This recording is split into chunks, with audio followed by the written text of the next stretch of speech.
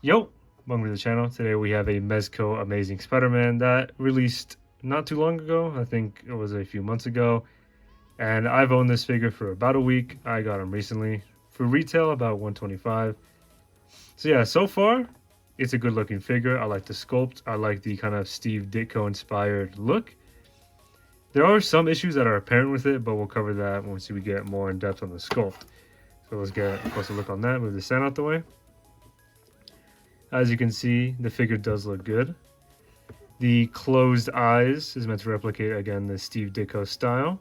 And I think it matches pretty well. The figure's proportions are a bit questionable, because if you do notice, the head does look a little big. It's not that bad. Now, it's not as bad as people make it out to be, but you do notice the enlarged head. And yeah, I mean, me personally, I see it, but if you pose it correctly, you shouldn't really notice it. You may also notice the material is different. The blue is this kind of stretchy cloth, while the red is this vinyl material. Now, unfortunately, this red material is causing issues. On mine, you can't really see it, but right here on the shoulder, there are some creases and tears. That was from having the arm like this for about a day at most. So the red vinyl will cause an issue. But luckily, there's not that much on it. The biggest issue, I say, is the torso part. So you have a pose where he's web swinging and you have all that. That is probably the biggest issue this figure has. Now, I'm not going to lie. When I got this, I had bad QC issues. I had to stitch up this part of the suit because it was a giant tear. He had a thread hanging out, and one of the head sculpts is messed up. I'll show that in a minute. But we'll cover articulation before going to accessories. Now, like I said, this blue is just regular cloth, so it shouldn't hinder articulation that much. And an interesting thing about the heads is that each of them have their own ball peg. There's no connected neck, it's just a unique ball peg. That is because of one of the light up heads. I'll show off again when we get to accessories. But it doesn't hinder articulation at all. My bad, I pushed it. But it doesn't hinder articulation at all. You can look up, you can look down, you can tilt. With some help from the neck, he can turn side to side. Now, again, with the arms, they can move all the way up. There is enough material to do that, but you do get horrific bunching, so just be careful with that. There's a bit of a butterfly joint. You can't really feel it. There is bicep swivel, double joints that bend in pretty far. And he has the classic 1/12 wrist peg. Now, the torso is obviously well articulated because it is a Spider-Man. You can bend forward pretty far. He can bend backwards, not too much, but there's still some backwards bend. He has decent tilt, and he can turn, so you really can get those poses in. Again, the material does just bunch a lot. Now, because the legs are pretty much all cloth, you don't have to worry about anything messing up. The legs kick up really far. They move back a bit. There is thigh swivel, but it seems to move only inward, which is a unique swivel. There's that. Double joints that bend in really far. And then he has ankle movement, but it is really... hold on, I'm trying to fix the suit. I feel like a bowl back here. Okay, yeah, I just didn't have the suit high enough. But, oh yeah, I forgot to mention, there's boot swivel. And there's ankle movement, but it is really tight on mine. It barely moves up. There's decent enough pivot. But the articulation is there. You just probably have to heat up your figure before messing with it too much. We'll have him standing down, and we'll take a look at the head sculpts. So another head sculpt he has is this wide-eyed open look. I probably like this head the best. And again, like I said, each head has its own peg. Here we have the light-up head, and there's no real difference. Just you have that switch underneath. The way you switch the batteries out is you just have to pull the internal part out. Here, give me a sec. It's really hard. You get a tool specifically to do this. All right, well, I won't pull it out much, but look. You can pull out the head sculpt, and then there'd be a battery compartment, and that exists. Yeah, I can probably... Nah, I'll leave it. But here is how the head sculpt looks like lit up. Let me just turn it on. It's pretty bright in my room, but you can see it. The head is really bright. From what I know, the LED doesn't seem to get hot, so you shouldn't have to worry about any issues like that. But that is the head. You're going to have to remove this entire thing to switch the batteries, and you do get this kind of orange pick that help with that. Yeah, I'll show it off. You just give me a sec. So here it is. You get this little tool to help you out moving it. So there's that. You get 2 other heads. You get an unmasked head. Now he does come with glasses, but I don't know if I pulled them out. I don't think I did. Okay, so I didn't take out the glasses. I'll find them in a minute. But there is this unmasked sculpt.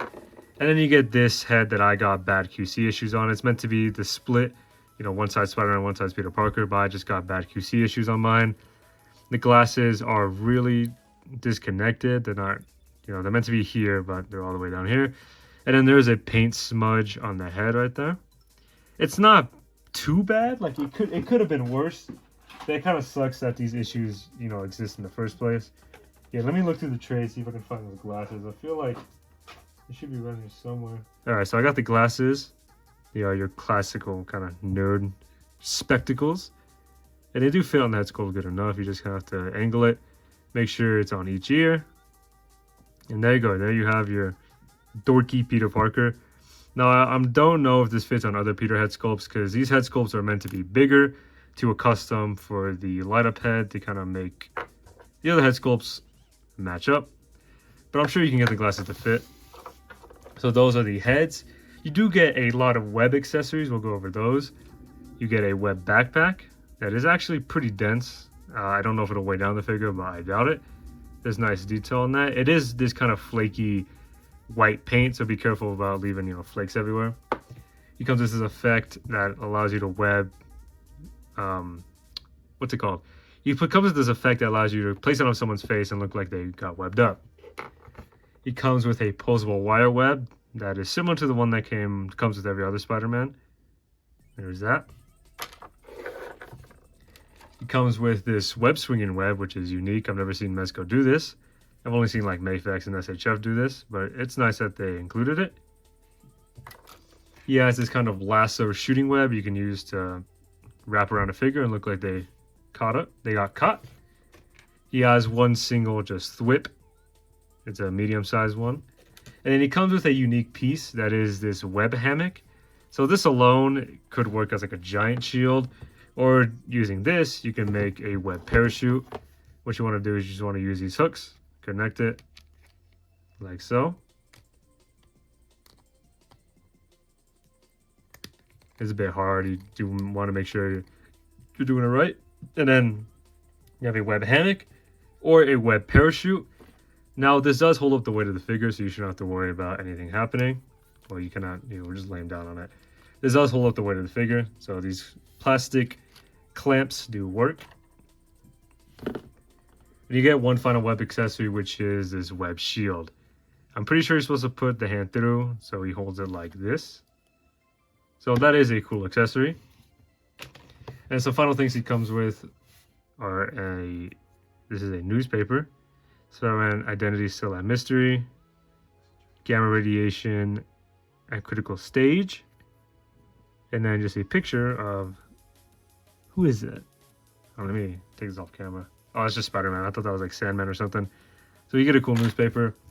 You get this spider sense effect that you plug into a special stand. You might have seen it when I was showing off the orange pick, but you plug it in to make it look like he's sensing danger.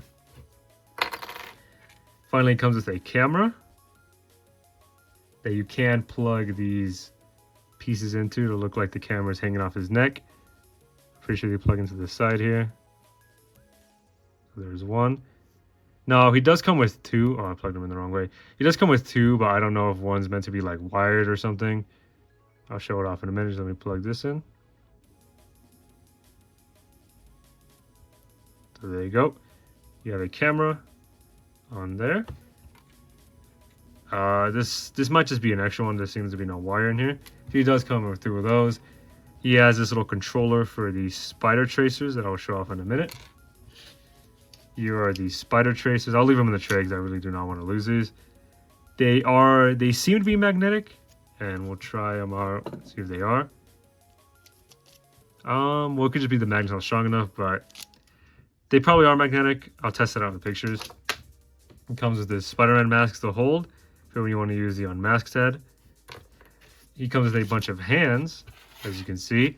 These are wrapped unique, interestingly, which is something new. I've never seen that before.